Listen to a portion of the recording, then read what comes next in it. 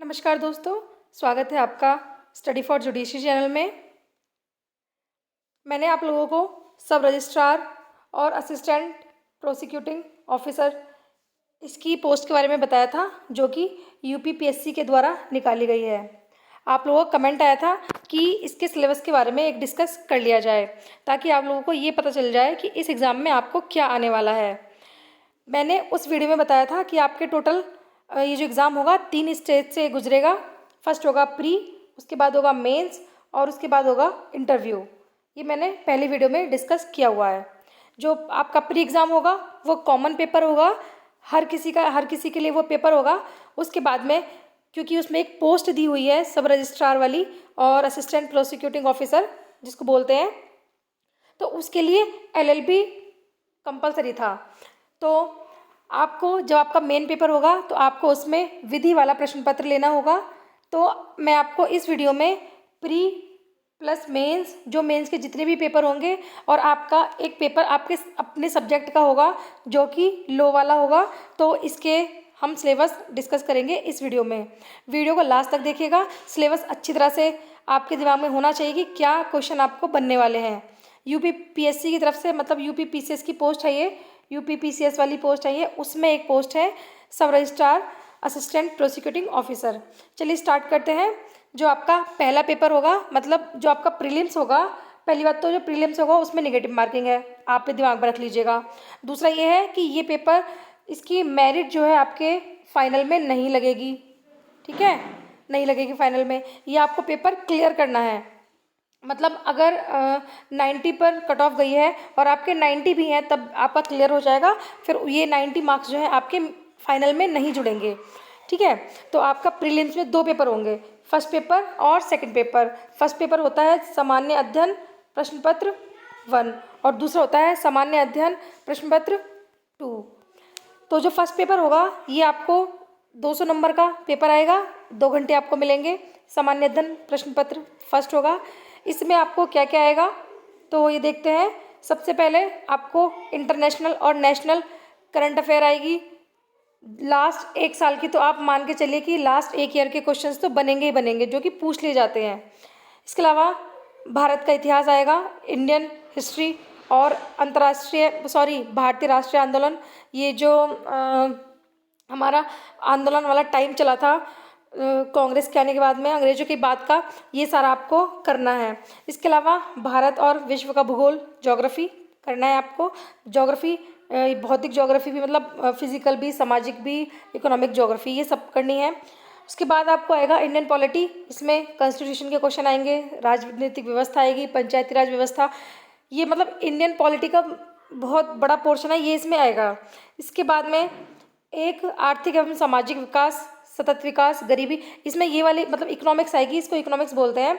इसमें इकोनॉमिक्स के वो क्वेश्चन बनेंगे जो करंट से रिलेटेड है, ठीक है। मतलब इसमें डाटा, डायरेक्टली डाटा बहुत पूछ लिया जाता है, चाहे वो नेशनल हो चाहे वो इंटरनेशनल हो।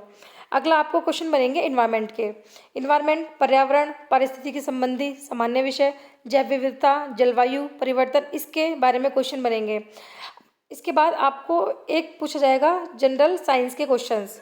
जनरल साइंस के क्वेश्चन आएंगे, इसमें डिटेल में ये लिखा हुआ है कि करंट अफेयर किस टाइप की आएगी और भारत के इतिहास में क्या क्या बनेगा। विश्व के भूगोल और भारत के भूगोल के टॉपिक्स ये हैं, आप ये देख सकते हैं। वैसे इसमें कोई टॉपिक छूटता नहीं है, ये पूछ ही ले जाते हैं। और प्लस जो पीसीएस के लास्ट ईयर के, यूपी पीसीएस के जो लास्ट ईयर के पेपर हैं वो तो आपको ज़रूर देखने हैं, कम से कम 10 साल के तो देखने ही देखने हैं, ठीक है। मैं अपने चैनल पे उनको अपलोड कर दूंगी, आप वो वीडियोस देख लेना, यूपी पीसीएस के लास्ट ईयर के पेपर, ठीक है। दूसरा पेपर जो होगा वो होगा सामान्य अध्ययन प्रश्न पत्र 2। ये भी 2 घंटे का टाइम मिला जाएगा और 200 नंबर का होगा। इसमें ये खास बात है कि ये जो है क्वालिफाइंग नेचर का है, मतलब इसमें सिर्फ 33% आपको लाने हैं। पर क्या होता है कि कभी कभी 33% भी नहीं आ पाते। क्यों? क्योंकि इसका जो सिलेबस है ना, ये आमतौर पर हम पढ़ते नहीं हैं इसको। इसमें सब कुछ आता है, इसमें मैथ्स भी आती है, इंग्लिश भी आती है, हिंदी भी आती है, रीजनिंग भी आती है, साइकोलॉजी भी आती है, ठीक है। तो आपको लास्ट जब पेपर आपका होने वाला होगा तो आपको लास्ट टाइम पे इस पेपर पे फोकस करना पड़ेगा, थोड़ा थोड़ा आपको इसके लिए भी टाइम निकालना पड़ेगा। देखते हैं, इसमें आएगा आपको कॉम्प्रिहेंशन आएगा, ठीक है। और इसके बाद में कुछ रीजनिंग के क्वेश्चंस आएंगे जो कि आपके सामान्य बौद्धिक मत्ता पर डिपेंड करेंगे, और कुछ साइकोलॉजी के क्वेश्चंस भी आएंगे जो रीजनिंग में ही आएंगे, ठीक है। इसके अलावा आपको मैथ्स आएगी जो कि 10th लेवल की होगी, इंग्लिश आएगी वो भी 10th लेवल की होगी, और हिंदी वो भी 10th लेवल की होगी। मैथ्स का सिलेबस आपको दिया हुआ है, ये है इस बार मैथ्स का सिलेबस। इंग्लिश में आपको कंप्रीहेंशन आएगा, और active passive wise, parts of speech, transformation of sentences, direct indirect, और स्पेलिंग करेक्ट करने के लिए भी इसमें आएगा। 10th लेवल का है ये। वर्ड्स मीनिंग आएंगे, वोकेबलरी आएगी, आइडम्स एंड फ्रेजेस आएंगे, फिल इन द ब्लैंक्स आएंगे। इसके बाद में हिंदी 10th लेवल की बताया, तो हिंदी वर्णमाला से संबंधित विराम चिन्ह, शब्द रचना और संधि, समास, क्रियाएं, अनेकार्थी शब्द, विलोम, पर्यायवाची, मुहावरे, तत्सम, तद्भव, देशज, विदेशज, वर्तनी, अर्थबोध, हिंदी भाषा में प्रयोग होने वाली अशुद्धियाँ, उत्तर प्रदेश की बोलियाँ, ये हिंदी का सिलेबस है। तो मैंने आपको बताया कि जो 2 पेपर होंगे उसमें क्या सिलेबस रहेगा। आप इस सिलेबस से प्रीलिम्स की तैयारी कर सकते हैं। इसके बाद जब आप प्रीलिम्स में क्वालिफाई हो जाएंगे तब आपका मेंस पेपर होगा, और मेंस में आपके कितने पेपर होंगे, तो एक आपका हिंदी का पेपर होगा, जो हिंदी ऐसे मतलब जो भी आपको लेना, हिंदी तो मस्ट है, आपको लेना ही है। और एक आपके 4 पेपर होंगे जनरल नॉलेज वाले, आपके 2 पेपर होंगे आपके विषय वाले, जो कि लॉ से संबंधित आपको प्रश्न पूछे जाएंगे, ठीक है। तो फर्स्ट हम देखते हैं जो होगा सामान्य हिंदी का पेपर। सामान्य हिंदी यहाँ पर मतलब हिंदी जो है वो कंपलसरी है।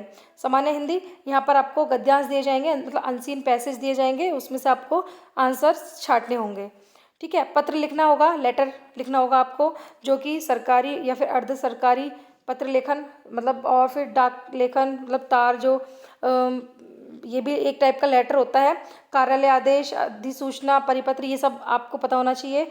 शब्द ज्ञान, उनका प्रयोग, उपसर्ग, प्रत्यय, विलोम शब्द, वाक्यांश के लिए एक शब्द, वर्तनी, वाक्य शुद्धि और लकोक्ति मुहावरे, ये होगा। इसके बाद में आपको निबंध पूछा जाएगा। निबंध आप हिंदी, इंग्लिश या उर्दू, आप जिसमें चाहे उसमें लिख सकते हैं। निबंध के आपको 3 पेपर, 3 खंड होंगे, और प्रत्येक खंड में से आपको एक निबंध लिखना होगा, जो कि 700 नंबर 700 वर्ड्स का कम से कम होना चाहिए, ठीक है। 700 शब्दों का निबंध आपको लिखना है। प्रत्येक खंड 50-50 अंक का होगा। तीनों खंड में से आपको इसमें निबंध लिखना होगा। तो आपका पहला है खंड जिसमें से निबंध बनेगा साहित्य या फिर संस्कृति पर, सामाजिक क्षेत्र से संबंधित या फिर राजनीतिक क्षेत्र से संबंधित।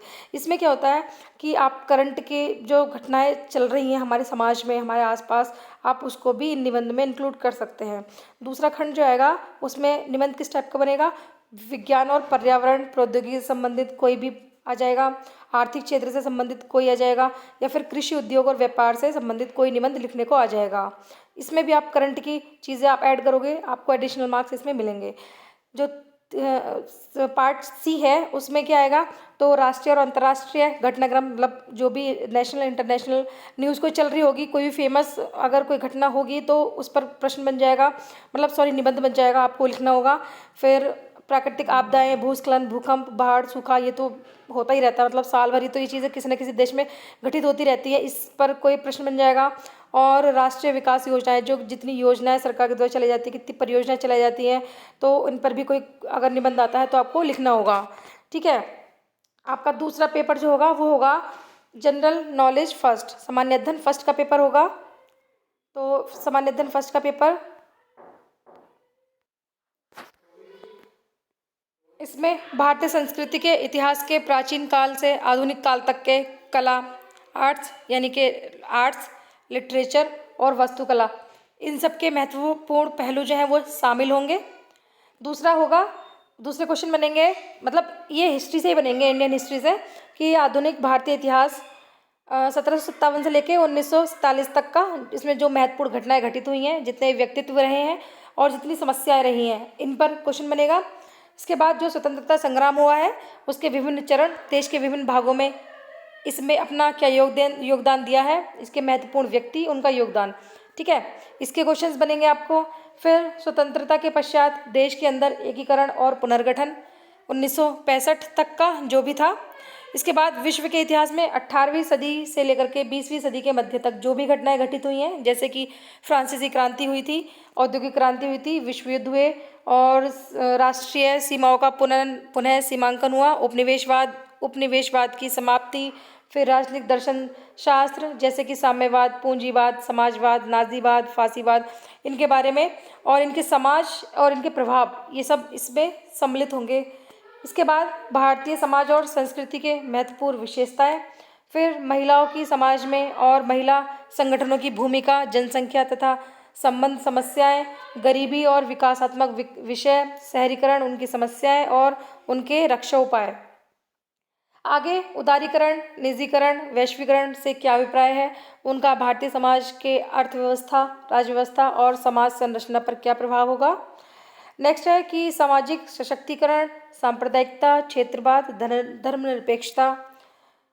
यह है अगला कि विश्व के प्रमुख प्राकृतिक संसाधन यानी कि ज्योग्राफी यहाँ से तो जल, मिट्टी, वन दक्षिण तथा दक्षिण पूर्व एशिया में भारत के संदर्भ में विशेष रूप से बताना है प्राकृतिक संसाधन का वितरण कैसे कैसे है। इसके बाद में भौतिक भूगोल की विशेषताएं, जिसमें भूकंप, सुनामी, जलवायु क्रियाएं, चक्रवात, समुद्री जलधाराएं, पवन और हिम सरिताएं। नेक्स्ट है कि भारत के सामुद्रिक संसाधन और उसकी संभाव्यता। मानव प्रवास, इसमें विश्व के शरणार्थी समस्या भारत उपमहाद्वीप के संदर्भ में बतानी है। आगे क्वेश्चन बनेंगे सीमांत तथा सीमाएं भारतीय उपमहाद्वीप के संदर्भ में। जनसंख्या एवं अधिवास, उसके प्रकार, प्रतिरूप, नगरीकरण, स्मार्ट नगर और स्मार्ट ग्राम, ये सब आएंगे। आगे है उत्तर प्रदेश के बारे में भी क्वेश्चन बनेगा, उसके इतिहास, उसकी संस्कृति, यूपी की आर्ट्स और यहाँ का लिटरेचर, कल्चर, त्यौहार, लोक नृत्य, साहित्य, यहाँ की भाषाएं, धरोहर, सामाजिक रीति रिवाज और यहाँ का पर्यटन। उत्तर प्रदेश का विशेष ज्ञान, जिसमें कि ये भारत का भूगोल उत्तर प्रदेश का भूगोल, यहाँ का प्राकृतिक संसाधन, यहाँ की जलवायु, यहाँ की मिट्टी, वन्यजीव और खदान, खनिज, सिंचाई के स्रोत इत्यादि। ये आपका पहला पेपर होगा। तो अगर हम देखें इस ऊपर देखें तो इसमें क्वेश्चन बन रहे हैं फर्स्ट पेपर में हिस्ट्री और ज्योग्राफी के। ये हिस्ट्री इंडियन हिस्ट्री और वर्ल्ड हिस्ट्री, और ज्योग्राफी इंडियन हिस्ट्री और वर्ल्ड हिस्ट्री प्लस यूपी की, क्योंकि यूपी का ये पेपर है। जो दूसरा पेपर होगा वो होगा, इसमें क्वेश्चन बनेंगे आपके कॉन्स्टिट्यूशन के, भारतीय संविधान के। तो आप संविधान तो पूरे पढ़ेंगे, मतलब संविधान तो पढ़ेंगे, इसके अलावा इंडियन पॉलिटी और कॉन्स्टिट्यूशन, इन दोनों को मिला के क्वेश्चन बनेंगे। संविधान तो पूरा आएगा, इसके अलावा इंडियन पॉलिटी के भी क्वेश्चन बनेंगे। ठीक है, तो देखते हैं इसमें भारतीय संविधान में इसके आधार, इसके विकास, विशेषताएं, संशोधन, महत्वपूर्ण प्रावधान, आधारभूत संरचना, संविधान के आधारभूत प्रावधानों के विषय में उच्चतम न्यायालय की क्या भूमिका है, संघ और राज्य के कार्य, इसके उत्तरदायित्व, संघीय ढांचे की से संबंधित विषय, चुनौतियां, स्थानीय स्तर पर इसकी शक्तियां, वित्त का हस्तांतरण और इनकी चुनौतियां, केंद्र और राज्य वित्त संबंध में वित्त आयोग की भूमिका बतानी है, शक्तियों का पृथक्करण बताना है, इसके विवाद निवारण तंत्र और इसकी संस्थाएं, वैकल्पिक विवाद निवारण तंत्रों का उदय और उनका प्रयोग। आगे बनेगा कि भारतीय संवैधानिक योजना की अन्य प्रमुख लोकतांत्रिक देशों के साथ में तुलना करनी है, मतलब इस टाइप के क्वेश्चन आपको बनेंगे इनसे संबंधित। फिर है संसद और राज्य विधायिका संरचना, कार्य संरचना, शक्ति तथा विशेष अधिकार तथा संबंधित विषय से संबंधित क्वेश्चन बनेंगे। आगे है कि कार्यपालिका और न्यायपालिका की संरचना कैसे है, संगठन कैसे, इसके कार्य कैसे हैं, सरकार के मंत्रालय, इसके विभाग, प्रभावक समूह और औपचारिक अनौपचारिक संघ तथा शासन प्रणाली में इसकी भूमिका। जनहितवाद जो PIL होता है उसके बारे में क्वेश्चन बनेंगे। जनप्रतिनिधि अधिनियम की मुख्य विशेषताएं क्या है, विभिन्न संवैधानिक पदों पर नियुक्त शक्तियां, कार्य और उनके उत्तरदायित्व से संबंधित क्वेश्चन बनेंगे। सांविधिक विनियामक और विभिन्न अर्धन्यायिक निकाय, नीति आयोग समेत उनकी विशेषताएं और कार्यभार, ये सब इसमें क्वेश्चन बनेंगे। गरीबी, स्वास्थ्य, शिक्षा, मतलब यहाँ पे हम देखें तो इंडियन पॉलिटी के साथ में कुछ इकोनॉमिक्स के भी टर्म है इसमें। ठीक है, तो वो इसमें इकोनॉमिक्स से भी क्वेश्चन बनेंगे। और उत्तर प्रदेश की राजनीतिक व्यवस्था के क्वेश्चन बनेंगे। उत्तर प्रदेश के साथ साथ पूरा भारत और भारत के जो पड़ोस के देश हैं उसके राजनीतिक व्यवस्था कैसी है उनके क्वेश्चन बनेंगे। अंतर्राष्ट्रीय महत्व की जो सामाजिक घटनाएं हैं जो इंडियन पॉलिटी में या फिर अंतर्राष्ट्रीय पॉलिटी में घटित हो रही हैं उसके आपके क्वेश्चंस बनेंगे। जो आपका थर्ड पेपर होगा, थर्ड पेपर देखते हैं, ये है आपका इकोनॉमिक्स में जो इकोनॉमिक्स के भी वो क्वेश्चन बनेंगे जो करंट से रिलेटेड है। इसके अलावा भारत में आर्थिक नियोजन, इसके उद्देश्य, उपलब्धियां, नीति आयोग की भूमिका, संपोषणीय विकास के लक्ष्य और एसडीजी, ये इसके क्वेश्चन बनेंगे।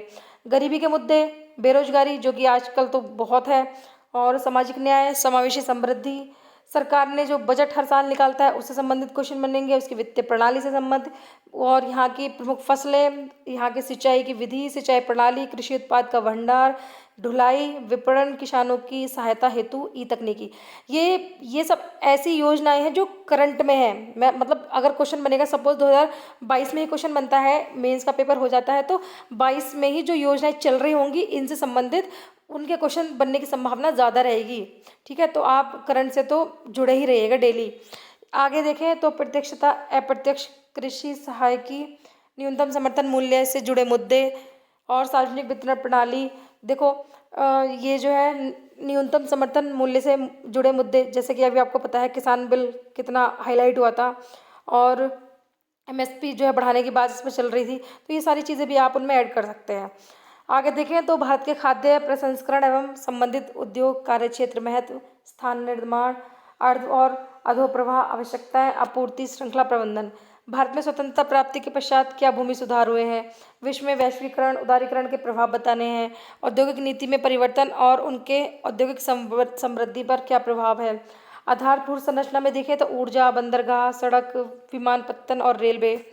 आगे है कि विज्ञान और प्रौद्योगिकी, इसमें विकास और इसके अनुप्रयोग के बारे में बताना है। विज्ञान और प्रौद्योगिकी, भारत की उपलब्धियां और इसका देशीकरण कैसे हुआ है, ये सब चीज़ें आपको बतानी है। सूचना प्रौद्योगिकी, पर्यावरण और ये जो आपदाएं होती हैं उनके बारे में, अंतर्राष्ट्रीय सुरक्षा की चुनौतियां और सुरक्षा बलों की भूमिका, और ये सारी चीज़ें उत्तर प्रदेश में भी अप्लाई होंगी। मतलब उत्तर प्रदेश में भी यहाँ की अर्थव्यवस्था कैसी है, यहाँ का राज्य बजट क्या है, कृषि, उद्योग, आधारभूत संरचना, भौतिक संसाधनों का महत्व, मानव संसाधन, कौशल विकास, सरकार के जो कार्यक्रम है, जो कल्याणकारी योजना उत्तर प्रदेश में बनाई जा रही हैं, उनके क्वेश्चन बनेंगे। इसके अलावा कृषि, बागवानी, वानिकी, पशुपालन के मुद्दे, उत्तर प्रदेश के संदर्भ में विशेष यहाँ की कानून व्यवस्था क्या है, नागरिक सुरक्षा क्या है, इन चीज़ों को लेकर के।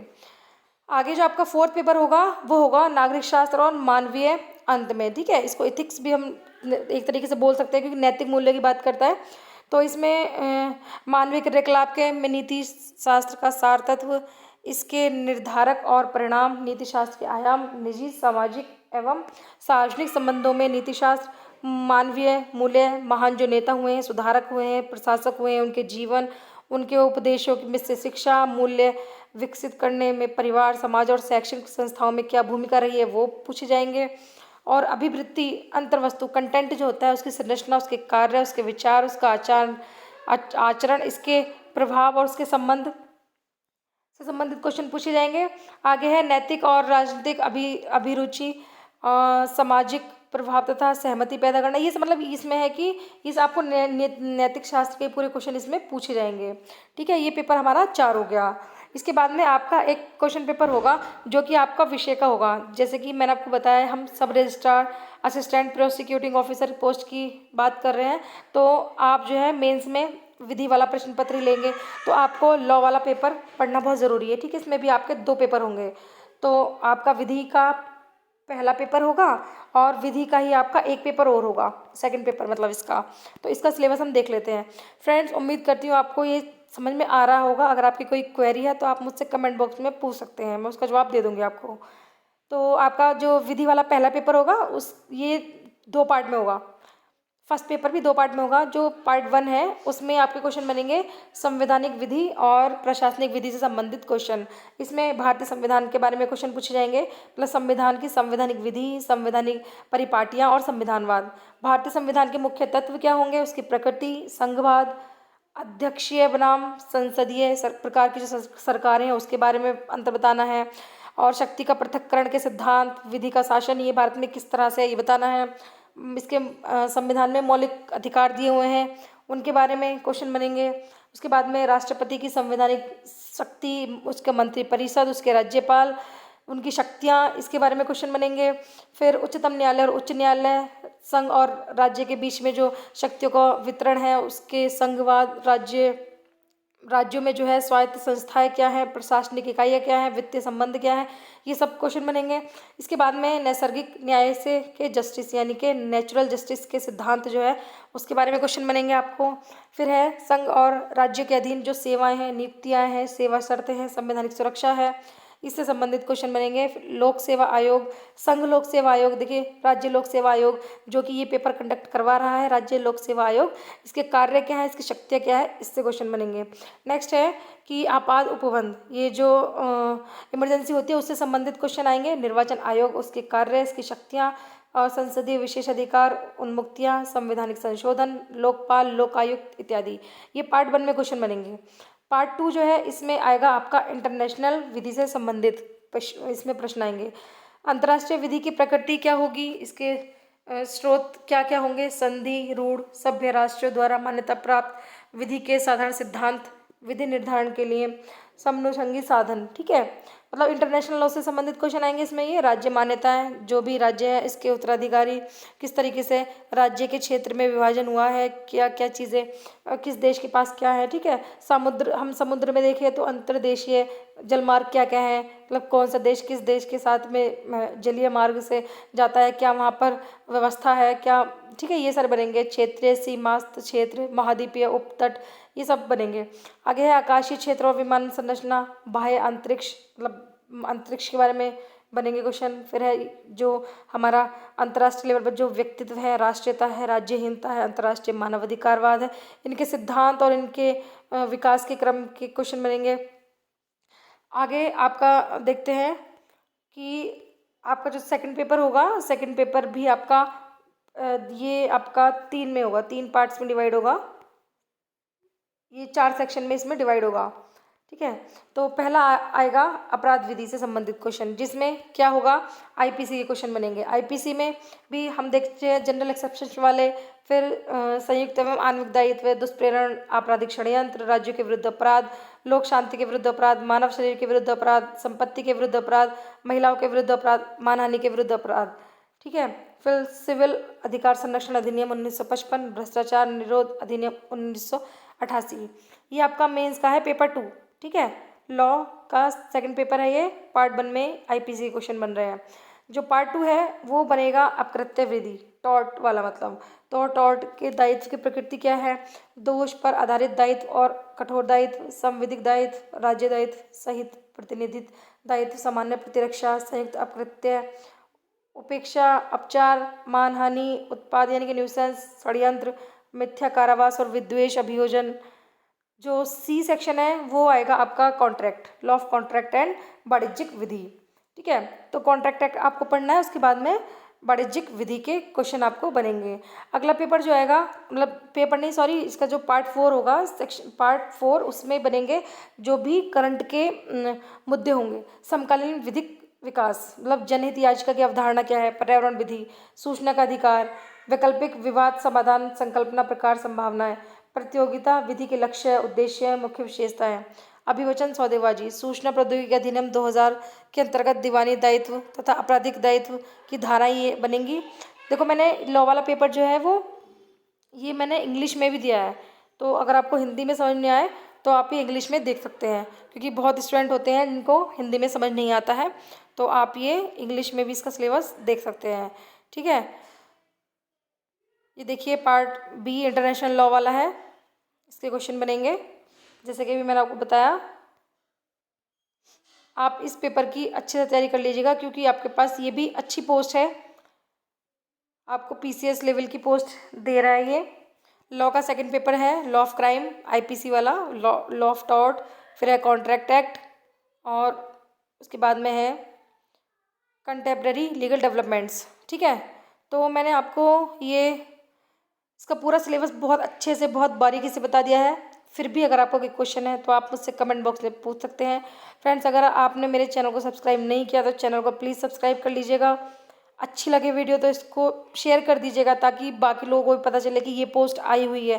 तो ऐसा होता है कि जैसे अब ये पीसीएस की पोस्ट है, मतलब यूपी पीसीएस का ही पेपर है ये, पर बहुत लोगों को नहीं पता होता कि इसमें कौन कौन सी पोस्ट इस बार आई हुई हैं, ठीक है। इसलिए आप ज़्यादा से ज़्यादा शेयर कीजिए, ताकि ज़्यादा से ज़्यादा पता लगे कि एक पोस्ट आई हुई है एलएलबी की, ठीक है। चलिए, इस वीडियो में इतना ही। Thank you.